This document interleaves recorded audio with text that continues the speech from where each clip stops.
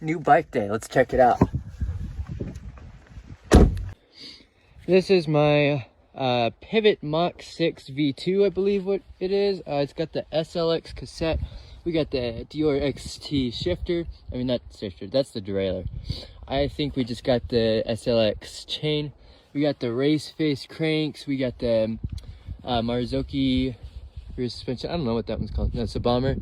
Same up front, we got the Marzocchi bomber. 158 in the rear, 160 in the front. Yeah, size medium, 27.5-inch wheels. 2.4 acid guys, front and rear. Got the DT Swiss 1900 front and rear. I'm pretty stoked on the build. What do you guys think?